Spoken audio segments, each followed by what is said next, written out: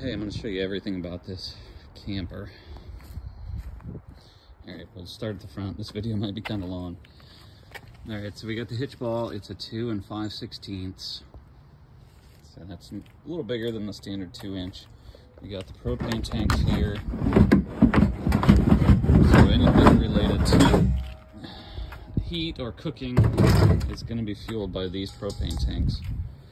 These are refillable, I suppose. I've never refilled them, but it's a standard hookup, so you could hook any propane tank to it if you have some at home. The battery is new. I got that last year, and that's in good shape, and that powers some of the things inside the camper. Ideally, you would have power hooked up to it. I mean, underneath everything is, so these are the stabilizers, so you'll put those out, but this thing has been stored indoors for the most part, and so you'll see there's not really a ton of rust, some surface rust. That's the propane line that has some surface rust on it there. All right, and then around the outside, you'll see that there are no leaks. I've had it out in downpours, but you'll see that, you know, this is caulk. Those have been kind of sealed up. Yeah, this little thing here, it's just, I'm not sure why the plastic's like that, but what this is it's an awning that comes up over the window, so you can have the window open and not have to worry about rain getting in there because it's at an angle. So that's what that is. So it's just got these little pins. Okay.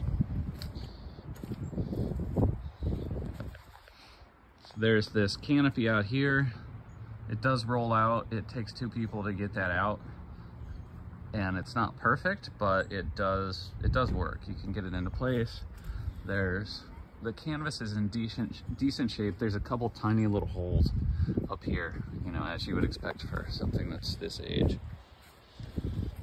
Tires are new from last year. I had those installed in the summer of last year. So those are new, no issue there. Yeah, you'll see, you know, it's kind of this kind of thing. It's some caulk that's been applied in places where it needed it, but there's no leaking. There's a spare. There's this little storage cubby here. So just a small storage cubby. So for draining the tanks, there's a gray tank and a black tank, and those would have to be drained regularly. I'm not sure how much use it's going to get, but the drain tube is in here inside the bumper, and you connect it to there, and then you pull those valves out. Let's see, on this side, this is the panel for the furnace. That's the exhaust for the furnace. This is where the power cord is, right there. So you just take that, plug that in. There's cable TV you can plug in there. Yeah, this is the damage to the trim on this side. This happened because the old tires blew out when I was driving and went and messed up this trim. It's not structural, but you know, that's not great. Let's see, up here, this is the hot water heater. Currently this camper is winterized, and so you'll see that this plug would need to go back in there. So hopefully you have somebody who can do that for you. Water goes in here, fresh water tank, access is there, or you can hook it up to a hose right there in order to get water to the camper. All right, so now that we've gone all the way around the outside, we'll go inside. key to go in here probably.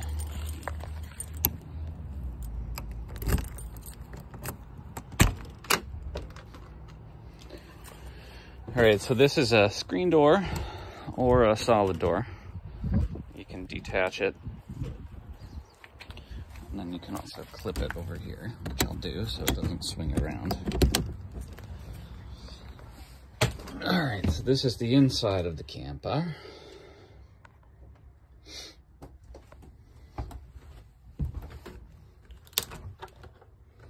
The freezer and the fridge work great if you're plugged into electric. If you use propane, it does work, but it just doesn't stay quite as cold for some reason. So you can switch up here, turn it on and off. Bathroom's very small. There's the cassette toilet. You can see the pink is from the winterized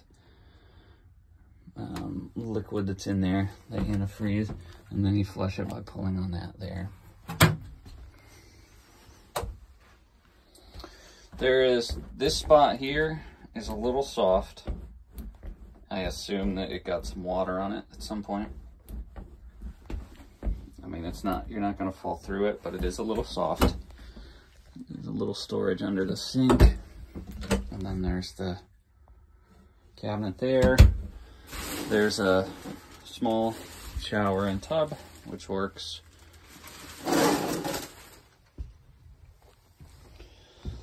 The kitchen's pretty nice in this. The microwave works great. I don't have it plugged in right now, but I promise you all these things work. And then there's the stove and the oven. And these all work, they just need to be manually lit.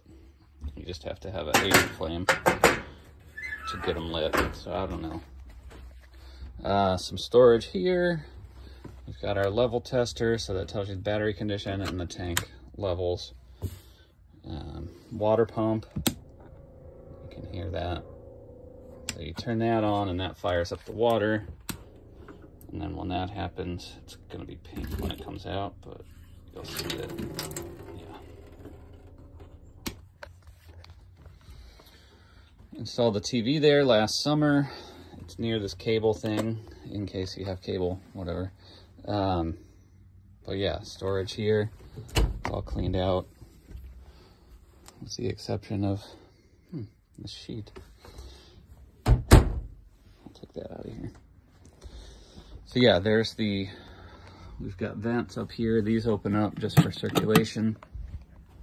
There's storage under the bed. Storage over here. So there's all that under there. And then you can take these metal posts out, and then this will sit just on top of here, and you can turn this into a bed. There's also storage under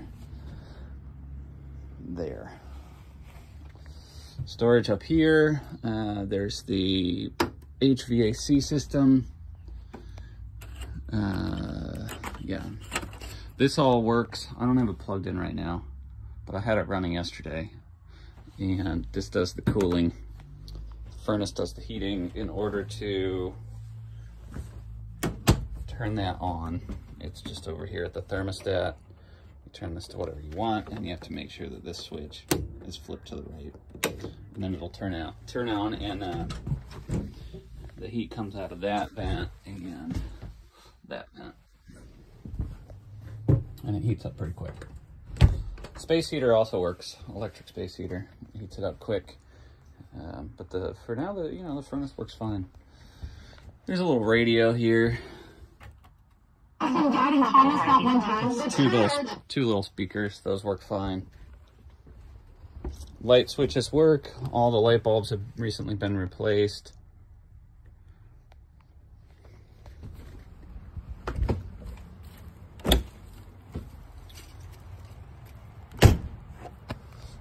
Electrical outlet out here.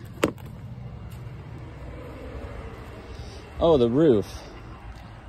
So let me go over here so you can kind of see up on top of the roof a little bit.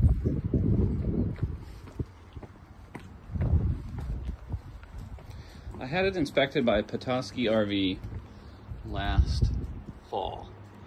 And they said that there was a soft spot or two on the roof. Again, there's no leaking. They recommended that I don't walk around on top of the roof. That's all they said.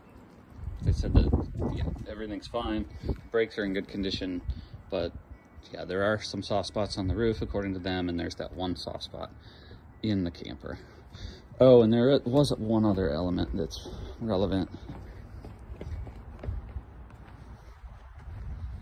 And that is the step to get into the camper. I mean, I would really, what we would do when we would go camping, we had a little staircase here, because this step isn't great. You can see that kind of one of the bolts came out and it's just a little wonky. So I wouldn't rely on this step, you know, especially based on different people's physical abilities.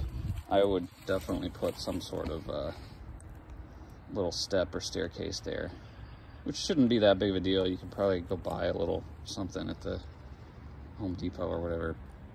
But I would consider that to be potentially a safety concern, depending on who's using it. So yeah, there it is.